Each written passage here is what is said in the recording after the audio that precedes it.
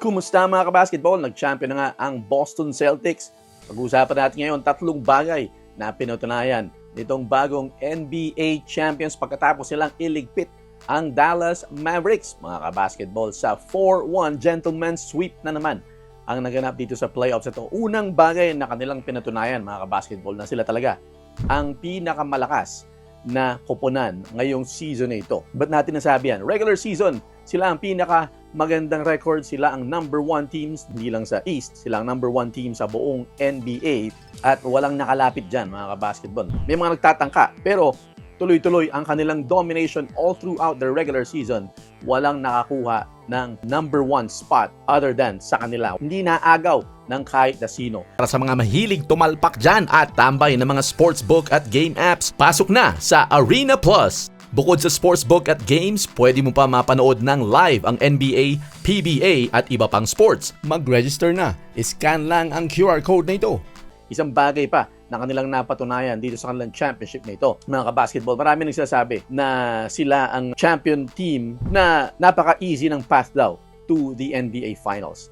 Dahil isang bagay dyan, hindi naman kasalanan yan. Laging na-injure yung isa o dalawa sa mga star players ng kanilang mga nakakalaban sa buong playoffs sa Eastern Conference. Cleveland Cavaliers, Indiana Pacers, yung mga yan. At samantalang doon naman sa West ay hirap na hirap ang mga koponan na magbakbakan para makarating dyan sa NBA Finals. Pinatunayan nila dito sa Dallas series na napakarami ang pumipili na mananalo ang Dallas, na sila talaga ang mas dominanting koponan sa buong NBA. At dun sa mga prediction nga na pinipili ang Dallas Mavericks na magkakampiyon simply because talaga namang napakatindi ng offense nitong Dallas Mavericks na nakaangkla dito kay Kyrie Irving at kay Luka Doncic. Pagkatapos silang i-demolish ang Minnesota Timberwolves, pagkatapos silang talunin ng Minnesota Timberwolves ang defending champions Denver Nuggets, at pagkatapos dinispatcha lamang ng Dallas Mavericks itong Minnesota, ay akala ng marami na talagang magtutuloy-tuloy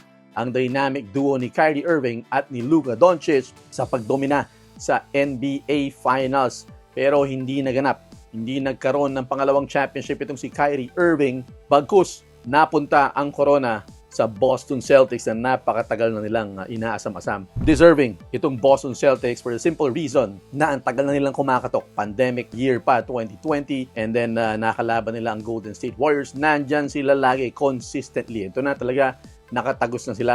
Primarily because sa kanilang mga additions. Dito kay Drew Holiday, key addition sila, Drew Holiday and Kristaps Porzingis, na solidify yung kanilang team system na nakaangkla sa drive and kick na puro halos bulto ng kanilang tira ay galing sa tres. Kahit sino sa lima na yan ang kayang tumira ng tres, kaya mag-breakdown ng defenses ng kalaban, lalo na si Drew Holiday, Jaylen Brown, Jason Tatum, mga attackers yan, and then lahat sila ay two-way players. Kaya talaga namang malakas. May off the bench ka pa na Al Horford and then yung iba pa nilang mga shooters. So talagang pinatunayan nitong Boston Celtics na sila talaga ang dominating team. Pangatlong bagay na kanilang pinatunayan ay defense pa rin talaga ang nagpapanalo sa championship. Sa panahon ngayon, napakataas ng pag-score ng mga koponan dito sa NBA. Sa regular season, 120, 130. Napaka-basic lang yan pag regular season. Pero pagdating nitong playoffs, napatunayan talagang defense-oriented na. Ang mga tawagan ay hindi na basta maninipis. Dito na nag-excel yung mga defensive teams at pinatunayan pa rin ng Boston Celtics na depensa pa rin ang pinaka-puhunan, pinaka-kinakailangan dahil di naman sila nag-average na napakalaki. Sa Game 4, kung saan nanalo ang Dallas Mavericks, nilimitahan nila ang Boston Celtics to below 90 points. Pero pagdating naman dito sa Game 5, binaliktad ng Boston Celtics yan. Total domination, rebounds, makita nyo sa turnovers ng Dallas Mavericks, nandiyan offensive rebounding, lahat napunta rito sa Boston Celtics. Kung tutuusin, parehas lamang yung kanilang field goal shooting, halos parehas, humabol ang Dallas Mavericks sa second half, pero hindi ganun kataasan ng shooting nilang dalawa. Pero sa 3-pointer, lumamang itong Boston Celtics as usual, yun naman ang kanilang strength, and then yung kanilang defense ay talagang sinakal nila itong dynamic duo ng Dallas Mavericks na si Kyrie Irving at si Luka Doncic, na si Kyrie ang pinaka mabubuntonan dito ng kumbaga heat mula sa media dahil sa kanyang performance dito. Pero in good gesture, nakita natin kinamayan ni Kyrie Irving lahat ng mga players ng Boston Celtics at mukhang inaayos na naman niya yung kanyang relasyon sa fanbase ng Boston Celtics. Pero yan na nga, congratulations sa Boston Celtics at sila ang karapat-dapat at tunay na pinatunayan nila na sila talaga ang team to beat dito sa NBA season 2023 and 2024. Sabi ni Jason Tatum, mga kabasketball, na kinakailangan daw nilang maulit ito.